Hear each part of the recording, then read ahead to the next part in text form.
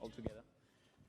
Okay, before we start with some introduction, we have a video to explain Reviens Léon, so we'll have a look at it. So sure. Yep.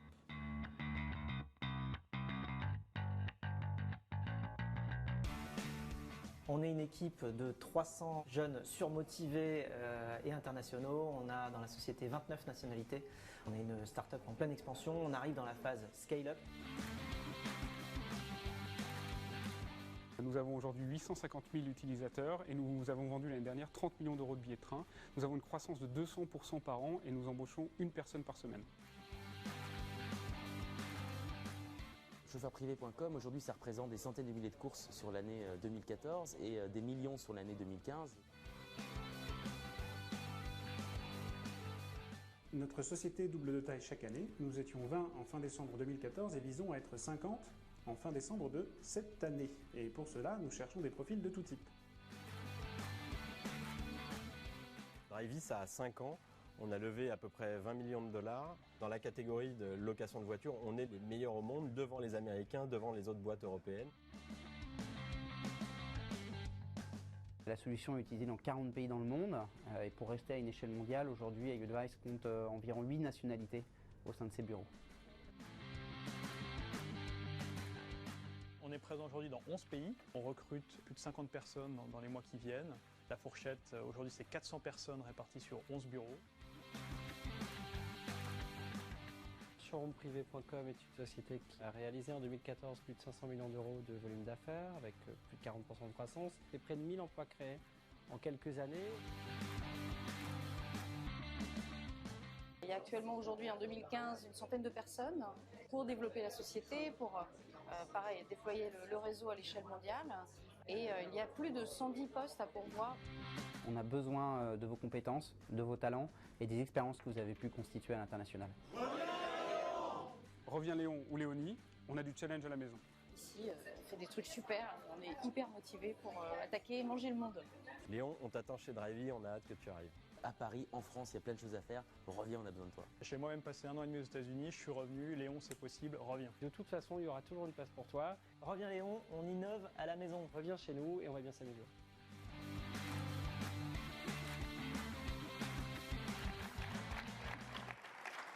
So you might wonder why this video was first in French, not in English, especially when we want to spread the word around France, and we'll talk about it. It's mainly targeted at French people around the world. But before that, I'd like you to introduce yourself. Well, Fred, you were with us earlier, and we'll start with you later. But Marie, please explain a little bit what you're working on. Sure. So I'm a venture capitalist, and I'm a co-founder of a new venture firm that I'm currently launching, which is called Daphne, and I'm also the co-president with Olivier Mathieu, who's right there, of an association called France Digital, which is joining forces between entrepreneur and investor to develop the ecosystem. And perhaps for those of you that don't know that, you were part of an adventure before that made one of the unicorns. Absolutely. So I was a seed investor in a company called Criteo, which is now a public company listed on the NASDAQ and valued a little bit more than $3 billion. It's kind of up and down. So. Public company. Reza. So my day job is that I work for startups in the infrastructure software space. My night job is that I'm the president of an association called French Alumni, based in San Francisco, with the goal of kind of bringing together all the people who've studied in France at one point in their career under one umbrella and one brand rather than having multiple different associations. Right. And so Fred, founder and CEO of BlaBlaCar, for those of you watching the live stream or later looking at the video. And you're basically the father of the Reviens Léon project? Well, Reviens Léon, that's why it's in French, because Reviens Léon is different, but Reviens Léon in French makes all the sense. So the idea was to help the attractivity of French startup becoming global and also trying to answer to a growing need, which is recruiting talent, international talent, and making the better use of all the international exposure, the international experience of everybody. We are now creating in France and in Europe global companies, and we need people with a global and international mindset. when you are in the startup phase, you can recruit 2, 10, 20 people in a year. When you're in the scale-up phase and you're getting to the global scale, you need to recruit hundreds of people per year, and it's a different challenge. And so the idea is to help all the ecosystem in both getting a better communication about the fact that we are building exceptional companies from France, international, global, and also helping in the recruitment process. And this is something that has been misunderstood, like forgotten, that France can create, global tech companies?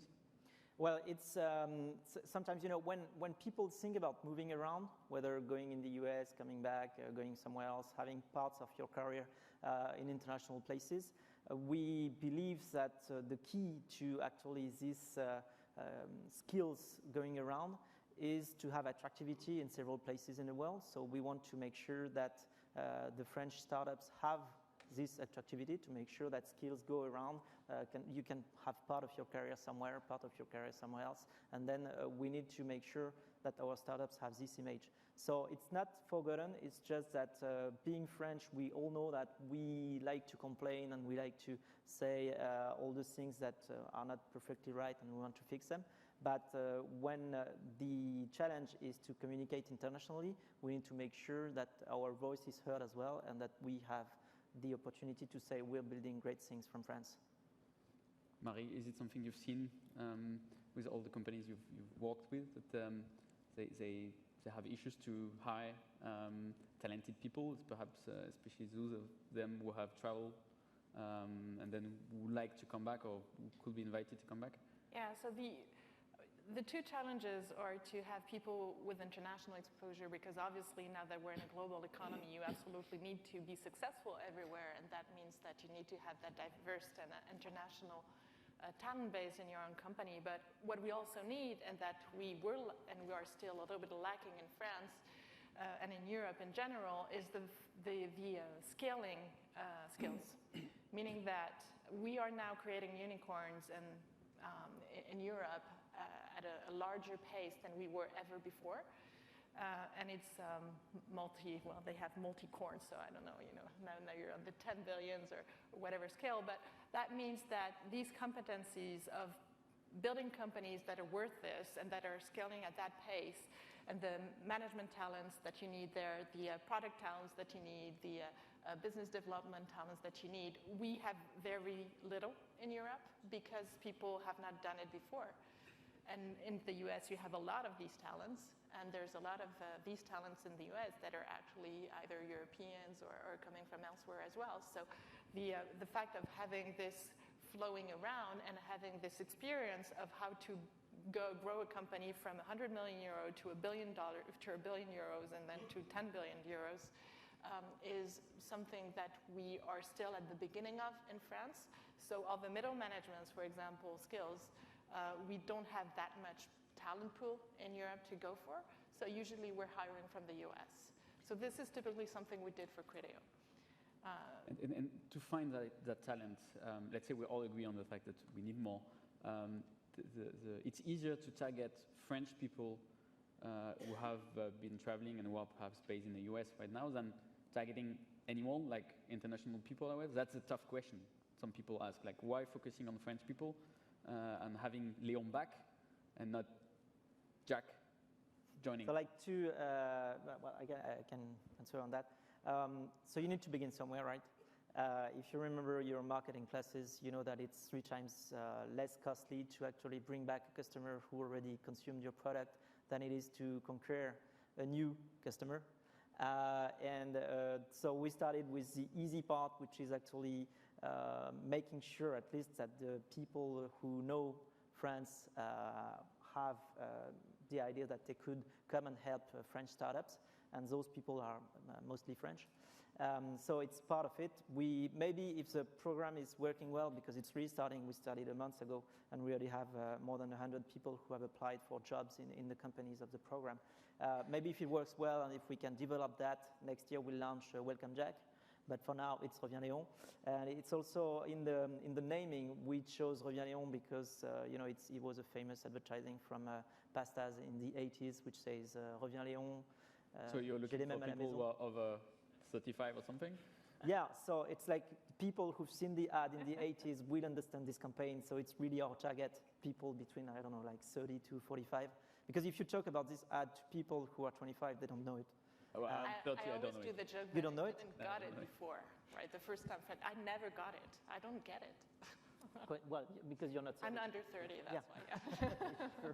But so the message was to say we have the same startups at home, and it was an easy way to both segment the people we were talking to, so more than 30, and to actually make the joke about we have the same startups at home. Reza, you're based in the Valley, and you, as you explained, you launched something to organize the French community in this part. How do they react to Reviens? How do you think a lot of them have the potential of coming back? Yeah, so generally speaking, I think there's a lot of people in the French community who want to go back to France at some point, whether it's for family reasons or cultural reasons or whatnot. I think the biggest issue is they're not aware of what's going on in France. And there's a general brand problem. Once you've been in the Valley for a while, you feel a little bit detached. You don't know what's going on. Most people just generally in the Valley didn't know that Criteo was a French company, and that's kind of a shame. Most people don't know these successes, or at least don't associate them with France. So from my perspective, if there's any initiative to raise the awareness of French talent, French entrepreneurships, it's awesome. And I've lived it where if you actually introduce a French talent to an American company, their initial reaction is fairly negative because they have a fairly negative perception of France. But once they start engaging with that person, they realize, no, actually France knows how to educate people highly and teach them a lot, and they can be super valuable. So the same should be true for the French companies. But there's a pretty bad misperception in general in Silicon Valley. And these people working in Silicon Valley, even if it's just one part of the tech world, are they ready to I mean, let's put it the other way. Do the French companies are ready to pay, let's talk business now, to pay these profiles the same or with salaries that are as interesting as in the Valley where they're pretty high? So I think that's actually a general problem that would need to be fixed. We were talking with Frédéric before this panel, but there's more than just a salary issue. One big cultural difference is you will find people in Silicon Valley that have roles and responsibilities that they would not have in France because of the school they went to. There's a much more an attachment to the school you went to in France than there is in Silicon Valley. So you'll find really top-notch engineers at Facebook who would never get a similar type of engineering job in France because they just didn't graduate from the right school. So I think in addition to the awareness, what I would love to see is more cultural changes where people accept that, the school you did 20 years ago, maybe it doesn't matter so much anymore. And maybe an engineer actually deserves to be paid more than someone else because those are fairly standard in the US. Maybe there's another thing we can say about this salary issue. Two things. One is stock options don't have any, I would say, attachment to a country. So when there is potential and there is global growth, if you can get stock options from the company, then it will be good for you in the end. And this is part of the salary. And we all know that in the culture, in the American culture, it's been in the DNA for a long time now that actually what really matters sometimes is not your salary, it's stock options. And for stock options and the value to be created in the future, you get that from startups wherever they were born, in France or somewhere else. So that's part of the value you can get. And the other part is, of course, we know that in France, like the salaries are lower, but you get a lot of compensation. I have lots of friends in Silicon Valley who have like 2 or 3 kids, and then their fixed cost monthly is $5,000 to $8,000 a month to make sure their kids get proper education. This is not happening in France. So of course, if you have $5,000 to $8,000 of fixed cost for the education of your kids per month, then of course you need a salary which is much, much higher. But then in France, if you get a lower salary, you'll get the same result because you'll have good education for free. Okay, so one of the things that France Digital did in helping to change a little bit or avoid some tax problems in France is something that is helping French people to come back, to tell them you won't pay 75% of taxes if you have stock options of the next billion-dollar company.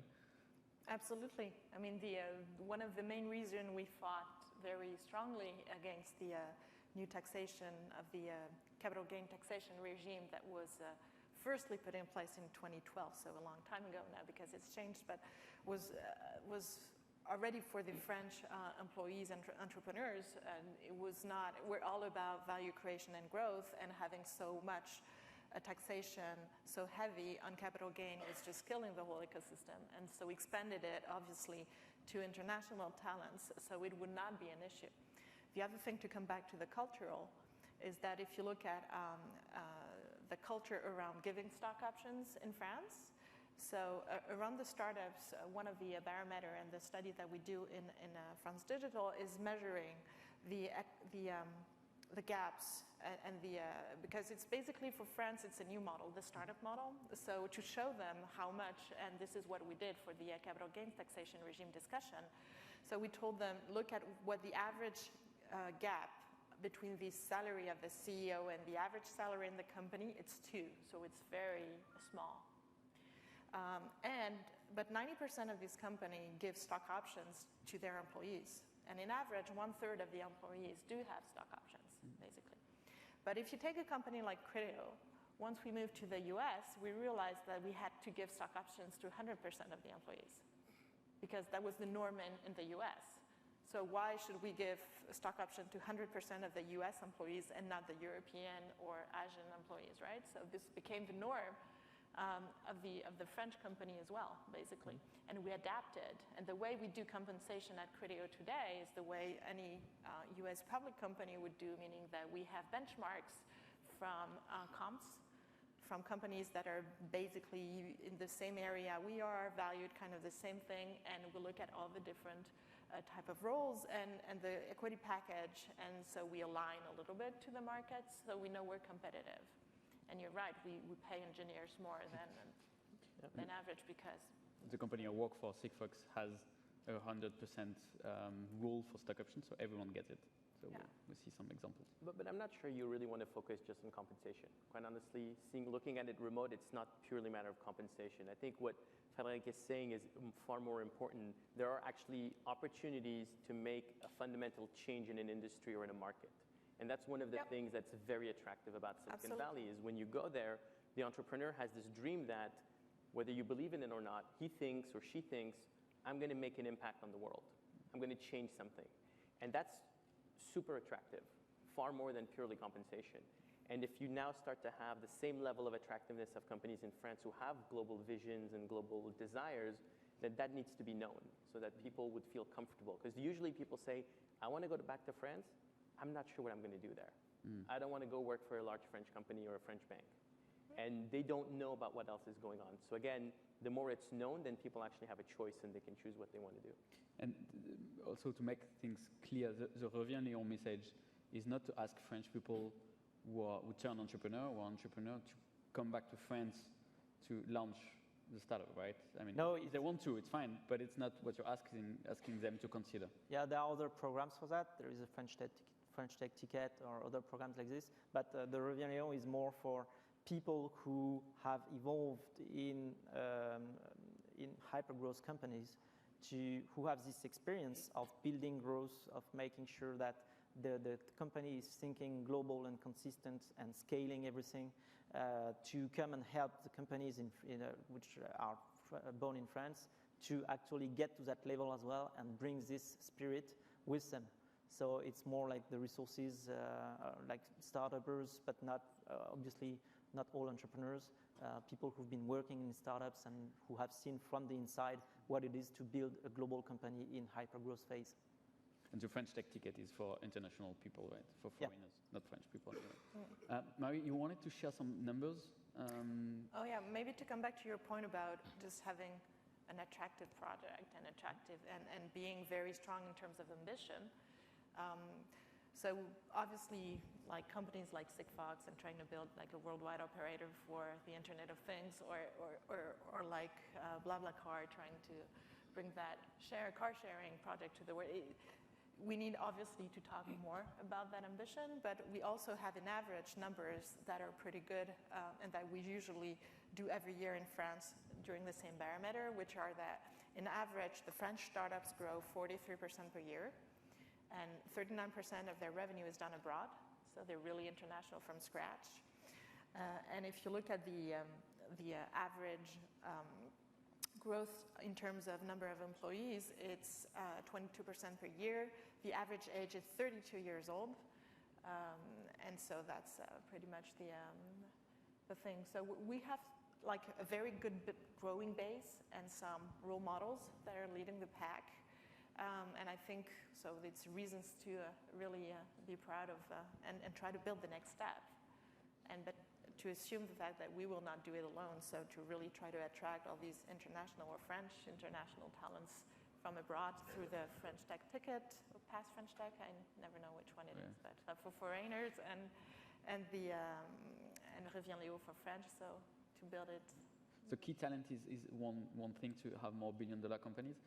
Let's finish on this question. How could we get more, and not just focusing on the 2 or 3, which is fine, and it's more than ever, but what do you suggest to people who want to build the next BlaBlaCar? So hire key talent, okay? Don't try, it's already done, right? Do something else in partnership. What we talked about earlier, so the way... I think there are opportunities. Well, you need to, well, for me, if it's about the entrepreneurial story, you need to think about something that's really useful to people and that can scale globally from the start. If you want to build it, so you need to think global from day one if you want to build a global company. I mean, that may be, it may be common sense to say that, but the thing is, when you start a company in the US, your home market is so big that you can actually grow and reach economies of scales easily on your local market and then think about international. But when you start from France or from Europe, from any country in Europe, you will need to think global from the day one because your home market will be too small very soon. And it's better to find a topic that has been non-considered by Americans, in your case, for example? Well, it can help. Then it's always hard to find because there are so many good projects emerging from everywhere. Not only in the US, it could come from Israel, from all those, or from the Nordics. I mean, there are lots of good projects. If you take companies like Waze, like Skype, like or Adyen, or Just Eat, or then they are all not from the US. So there are opportunities, but you need to find them and think global from day one. It's already the end. Perhaps all the French people in the US are invited to join your alumni network, right? Yes, they are. Spread the word. Yeah. And all of them are, all of you guys are invited to spread about Reviens Léon. So just say it's possible to join wonderful global adventures out of France. Thank you very much. Thank you.